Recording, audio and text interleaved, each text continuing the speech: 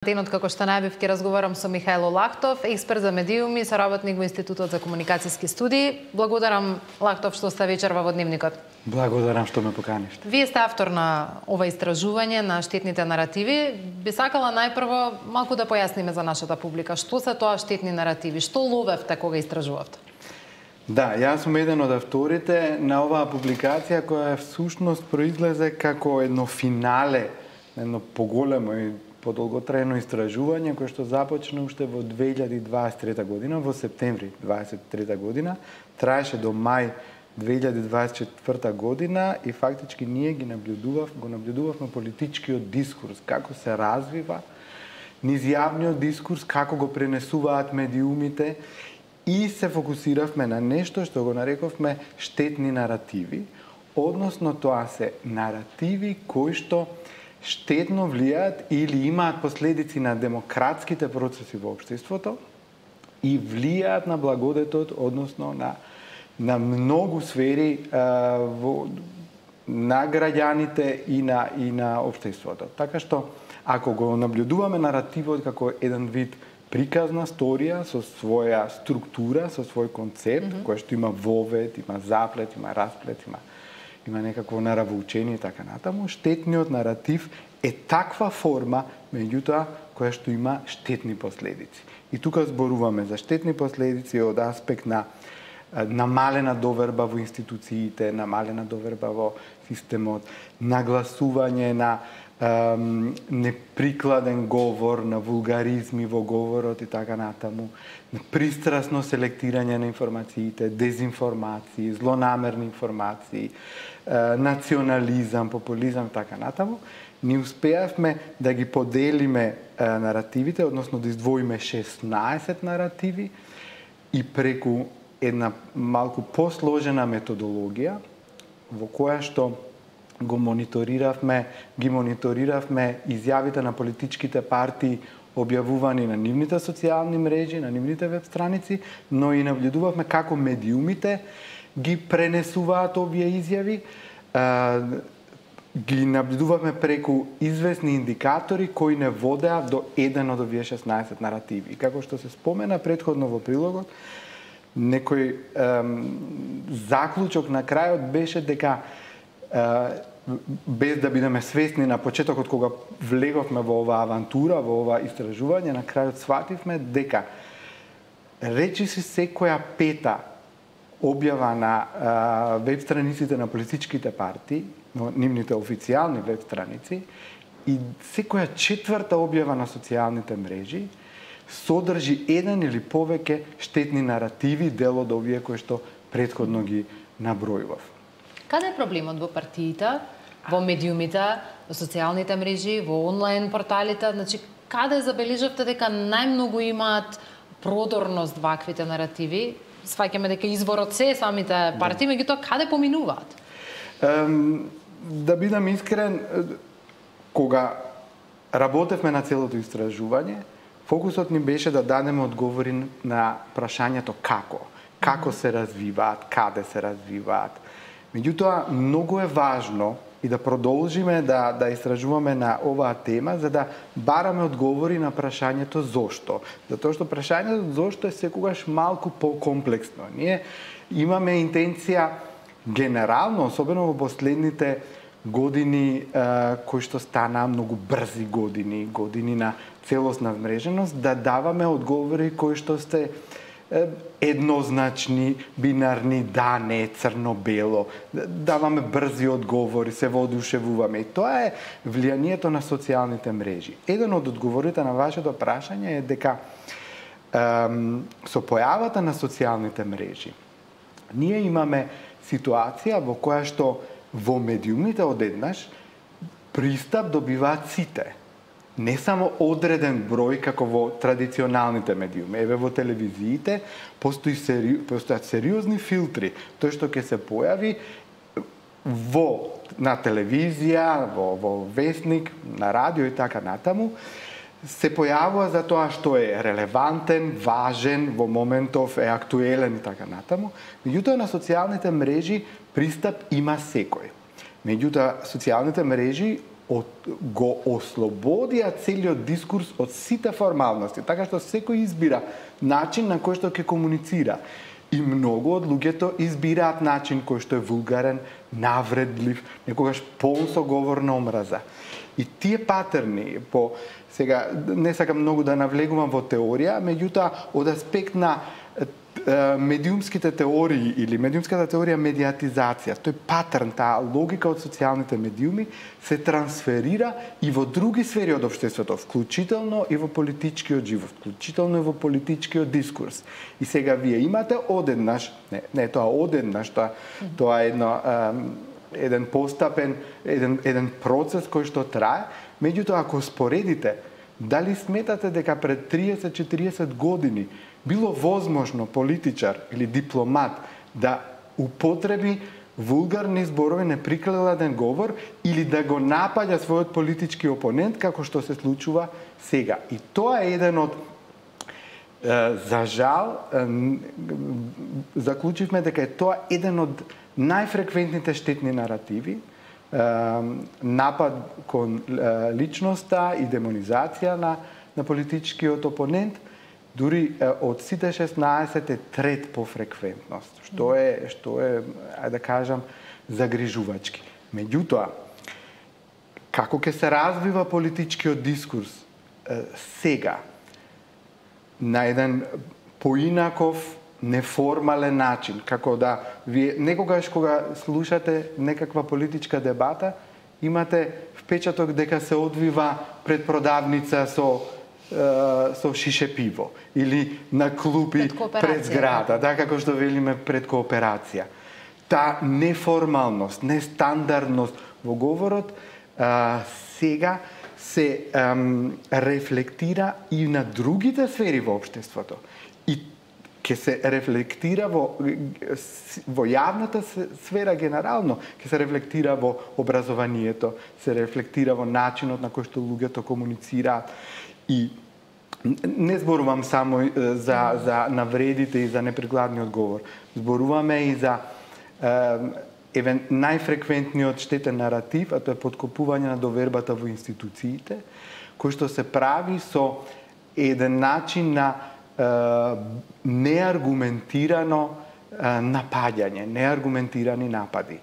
Судството е корумпирано, целото судство е продолжена рака на власта и така натаму, тој тип на флоскули, без да се навлегува во суштината, без да се анализираат работите критички, тоа е еден од најсериозните проблеми. И тука сакам да нагласам дека не сметам дека институциите не треба да бидат анализирани и критикувани. Напротив, нивната работа треба будно да се следи од медиумите, од граѓанскиот сектор, од граѓаните и од политичките актери, се разбира. Меѓутоа, критиката треба да биде плод на една посериозна анализа, издржана анализа, една критичка мисла, затоа што само така ќе дојдеме до решенија на проблемите, а не преку вакви паушални, неаргументирани напади. Сега тука моја предпоставка е дека партиите со тој народски речник, кој често, како што и самите констатиравте, е и вулгарен речник, се трудат да бидат и поразбирливи и позвучни за публиката која што нели ги следи, што велат зборуваат во тонски парчиња, сето тоа е веќе испраксирано, но прашањето ми е, ги видовме денеска видни и влијателни луѓе од политичките партии беа на настанот на кој што ја презентиравте анализата. Гледаме дека повторно декларативно нели тие ги прифаќаат вашите сугестии дека наративите штетни не треба да се користат, но мислите дека ќе сопрат паролите од партиските говорници криминална власт, корумпирано судство, предавници, така натаму, некои етикети кои со години слушаме дека се ги даваат едни на други. Да, денеска го презентиравме публикацијата, односно водичот Гордиевиот Јазол низ штетните наративи во политиката и медиумите. И тоа е еден финален продукт од целото истражување. Идејата ни беше токму тоа да ги објасниме штетните наративи, за пошироката јавност, меѓутоа и да понудиме една серија препораки и за медиумите и за политичките партии. И затоа ги повикавме и едните и другите на оваа панел дискусија. Да бидам искрен, многу сум среќен што дојдоа координаторите на пратеничките групи, на 3 пратенички групи, дојдоа неколку уредници кои што дискутираа во панел дискусијата, председател на Сдруженијето на новинари на Македонија и така натаму. И без разлика на се, сметам дека тоа е првиот чекор во решавање на секој проблем. Кога луѓето кои што се засегнатите страни, ќе седнат на една маса и ќе отворат една дискусија, ќе отворат една полемика и ќе почнат отворено да зборуваат за работите кои што се важни. Тој прв чекор ние денеска го видовме, затоа што сите кои што беа таму зборуваа отворено, зборуваа конструктивно, зборуваа дека се свесни за тоа што го прават, се свесни на кој начин се развива тој политички дискурс и дека има последици потоа на се во јавната сфера, на сите сфери во општеството. Дали тоа ќе прекине, еве сега ги имаме локалните избори следат. Мислам дека и тие не беа премногу оптимисти во тој контекст, но се заложија дека ќе почнат да работат во таа насока. И мислам дека тој прв чекор е направен. Дали и колку ќе се смени нешто, не знам, меѓутоа од денешната средба јас излегувам како оптимист, затоа што сметам дека тргнуваме во насока да менуваме нешто. Споменавте доаѓаат локалните избори, оваа ваша анализа е правена 9 месеци пред председателските и парламентарните избори. Се засилува ли предизборна ваква реторика негативна или во Македонија секогаш некои ќе речат дека е предизборие, па тоа не е една константна, партиите се во една константна форма за да ги користат овие негативни кампањи, штетни наративи, говор на омраза? Дефинитивно се засилува. Ова не е прв мониторинг и прва анализа која што ја правиме пред избори за време на политички кампањи, предизборни кампањи. Постои истражувањето покажа дека најфреквентни штетните наративи квантитативно ги забележуваме во јануари, февруари, март. Тој период, значи токму во периодот кога политичарите, политичките актери сметаат дека може да се влијае на јавната свест, може да се влијае на тоа како гласачите ќе размислуваат, како гласачите ќе се определат и така натаму. Така што има еден урнек. Тие наративи малку стишуваат потоа во април и мај, меѓутоа тоа е ударно. Тогаш почнува мониторинг, па сите се повнимателни, вклучително и медиумите и така натаму. Тоа што сакам да го кажам е една забелешка односно еден коментар од истражувањето, еден заклучок, дека која била улогата на медиумите, што мощно е важно. Ние мониториравме 9 ТВ станици и 11 онлайн портали и заклучокот генерален е дека штетните наративи најмногу се креирани од политичките актори.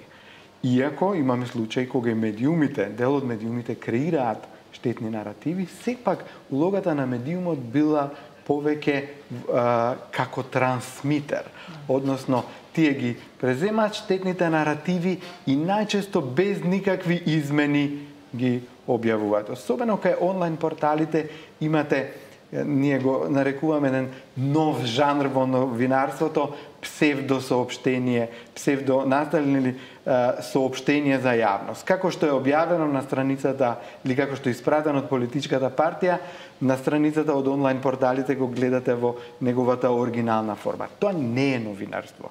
Новинарството не треба да биде трансмитер на политичките пораки. Медиумот не е булетин на политичката партија. Новинарите имаат улога сето што доаѓа како порака, како идеологија, како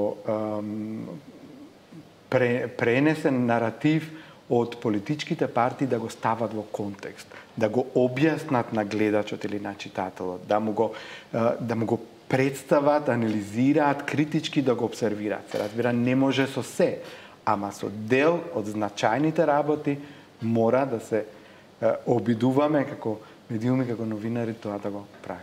Михајло Лактов, благодарам за гостувањето. Се надавам дека вашиот оптимизам, дека и партиите и медиумите ќе бидат повнимателни во пласирањето на штетни наративи во јавноста, дека ќе биде оправдан и при следниот мониторинг ќе можеме со подобри бројки да разговараме. Благодарам за гостувањето, продолжувам. Благодарам.